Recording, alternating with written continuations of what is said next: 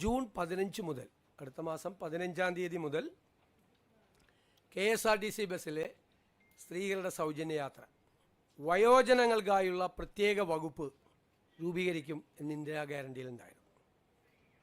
നിങ്ങൾ കേൾക്കുമ്പോൾ അത് തീരുമാനമെടുത്തിട്ടുണ്ട്. വയോജനങ്ങൾക്കായി പ്രത്യേക വകുപ്പ് രൂപീകരിക്കാൻ പോവുക.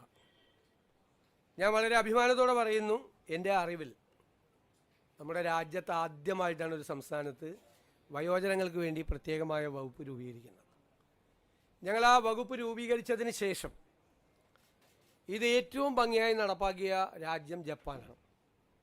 ഏറ്റവും ഭംഗിയായി വയോജനങ്ങളുടെ ഒരു ജീവിതം തന്നെ മാറ്റിമറിച്ച വിപ്ലവകരമായ ഒരു നടപടിയാണ് ജപ്പാനിലെ ഗവൺമെൻറ്റുകൾ സ്വീകരിച്ചത്. കേരളത്തിലെ വയോജനങ്ങളെ ഞാൻ കരുതുന്നത് ഒരു സമൂഹം പരിഷ്കൃതമാണോ അല്ലയോ എന്ന് പരിശോധിക്കാനുള്ള ഒരു അളവുകോൽ ആ സമൂഹത്തിലെ മുതിർന്ന ആളുകളോട് എങ്ങനെ പെരുമാറുന്നു എന്നതാണ്. ഒരു വകുപ്പ് രൂപീകരിച്ച് അവിടെ കുറേ സെക്രട്ടറിയും ഉദ്യോഗസ്ഥരും വയ്ക്കുന്ന അല്ല അതിൻ്റെ ഉദ്ദേശം. വലിയ ലക്ഷ്യങ്ങളാണ് അതിൻ്റെ അകത്തുള്ളത്. സ്വപ്നതുല്യമായ കാര്യങ്ങൾ ഈ വയോജന വകുപ്പ് രൂപീകരിച്ചതിൻ്റെ പുറകിലുണ്ട്. അത് പുറകെ സ്റ്റെപ്പ് ബൈ സ്റ്റെപ്പായിട്ട് നടക്കും. അതിനുള്ള വിശദമായ ഒരു പഠനം തന്നെയാണ് വയോജന വകുപ്പിനെ സംബന്ധിച്ചുള്ള.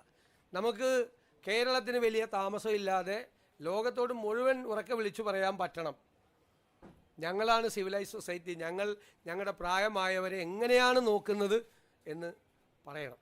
വാക്കാണല്ലോ പ്രധാനം. വാക്ക് പറയുമ്പോൾ മറന്നുപോലെ ഭയങ്കര എളുപ്പമാണ്. പക്ഷേ വിശ്വാസ്യത എന്ന് പറയുന്നത് ഏറ്റവും പ്രധാനപ്പെട്ടൊരു കാര്യമുണ്ട്.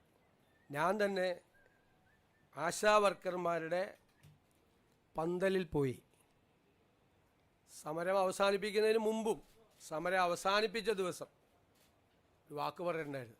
ആദ്യത്തെ ക്യാബിനറ്റിൽ നിങ്ങളുടെ സഹായങ്ങൾ പ്രഖ്യാപിച്ചു തുടങ്ങും. എല്ലാം അവരാവശ്യപ്പെട്ട മുഴുവൻ കാര്യങ്ങളും ചെയ്യണമെന്ന് നമുക്കുണ്ട്. പക്ഷെ നിങ്ങൾക്കറിയാമല്ലോ, നമ്മളൊരു സമ്പദ് വ്യവസ്ഥയെക്കുറിച്ചുള്ള ഒരു പഠനങ്ങളൊക്കെ നടക്കുന്നേ ഉള്ളൂ. എങ്കിലും ആദ്യഘട്ടത്തിലായി അവർക്ക് 3000 രൂപയുടെ വർധനവ് പ്രഖ്യാപിക്കുക ആദ്യത്തെ ക്യാബിനറ്റ് യോഗം തീരുമാനിച്ചു. ആദ്യഘട്ടത്തിലാണ് 3000 രൂപ വർദ്ധിപ്പിക്കുന്നത്. റിട്ടയർമെൻറ്റ് ബെനിഫിറ്റിൻ്റെ കാര്യം ഒരുപാട് തീരുമാനിപ്പിക്കും. കുറച്ചുകൂടി കഴിയുമ്പോൾ അടുത്തൊരു ഘട്ടവും കൂടി പ്രഖ്യാപിക്കും. നമുക്ക് ഉള്ളത് 9,000 രൂപയാണ് ഇപ്പോൾ ഉള്ളത്. അത് 12,000 രൂപയാവും. ഇപ്പോൾ അംഗൻവാടി ജീവനക്കാരുടെ, വർക്കർമാർ, ഹെൽപ്പർമാർ,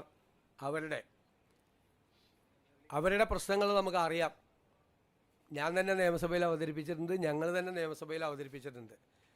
അവരുടെ കാര്യം മറന്നുപോയിട്ടില്ല എന്നവരെ ഓർപ്പിക്കാൻ കൂടി വലിയ തുകയൊന്നുമില്ല, 1000 രൂപ അവരുടെ വരുമാനത്തിൽ വർദ്ധിപ്പിക്കുക. പാചക തൊഴിലാളികളുടെ വേതനം വളരെ മോശമാണ്. അവർക്കും അതുപോലെ തന്നെ 1000 രൂപ നമ്മൾ വർദ്ധിപ്പിച്ചിട്ടുണ്ട്. സംസ്ഥാനത്ത് ജോലി ചെയ്തു വരുന്ന പ്രീ പ്രൈമറി ടീച്ചർമാരുടെയും ആയമാരുടെയും ഓണറേറിയം അതും 1000 രൂപ കൂട്ടിയിട്ടുണ്ട്. അതിൽ നമ്മുടെ നിയമസഭാ സമ്മേളനം മെയ് 21-ന് MLA-മാരുടെ സത്യപ്രതിജ്ഞ നടത്താനും 22-ന് സ്പീക്കറെ തിരഞ്ഞെടുക്കുന്നതിനുമായി നിയമസഭയുടെ ഒരു പ്രത്യേക സമ്മേളനം വിളിച്ചു ചേർക്കാൻ ബഹുമാനപ്പെട്ട ഗവർണറോട് ഞങ്ങൾ ശുപാർശ ചെയ്തിട്ടുണ്ട്. മെയ് 29-ന് ഗവർണറുടെ നയപ്രഖ്യാപന പ്രസംഗം കൂടി ഉണ്ടാവും. നമ്മുടെ സഭയിലെ ഏറ്റവും സീനിയറായ അമ്പലപ്പുഴ MLA കൂടിയായ മുൻ മന്ത്രി ശ്രീ G. സുധാകരനെ പ്രോ ടൈം സ്പീക്കറായി നിയമിക്കുന്നതിന് നമ്മൾ തീരുമാനമെടുത്തിട്ടുണ്ട്. G. സുധാകരനാണ് pro time speaker. Advocate Jaiju ബാബുവിനെ അഡ്വക്കേറ്റ് ജനറലായി, സീനിയർ അഡ്വക്കേറ്റാണ് ഹൈക്കോർട്ടിലെ സീനിയർ അഡ്വക്കേറ്റ്, ശ്രീ ജയ്ജു ബാബുവിനെ അഡ്വക്കേറ്റ് ജനറലായി നിയമിക്കാൻ തീരുമാനിച്ചു. അതുപോലെ director general of prosecution Shri TA ഷാജിയുടെ രാജി സ്വീകരിച്ചു. Shri T. Asaf Ali, advocate T. Asaf Ali, അദ്ദേഹം നേരത്തെയും ഡയറക്ടർ ജനറൽ ഓഫ് പ്രോസിക്യൂഷൻ ആയിരുന്നു പണ്ട് ഉമ്മൻചാണ്ടി സർക്കാരിൻ്റെ കാലത്ത്. അദ്ദേഹത്തെ ഡയറക്ടർ ജനറൽ ഓഫ് പ്രോസിക്യൂഷൻ ആകാൻ വേണ്ടിയിട്ട് തീരുമാനമെടുത്തിട്ടുണ്ട്. നമ്മൾ ombudsman, state election commissioner, PSC members, information commissioner തുടങ്ങിയ കാര്യങ്ങളിൽ തീരുമാനമായിട്ടില്ല. അപ്പോൾ അത് പുതിയ മന്ത്രിസഭ, പുതിയ ഗവൺമെൻറ് അത് അറിയിക്കും എന്ന് ഗവർണറെ അറിയിക്കാൻ തീരുമാനിച്ചിട്ടുണ്ട്.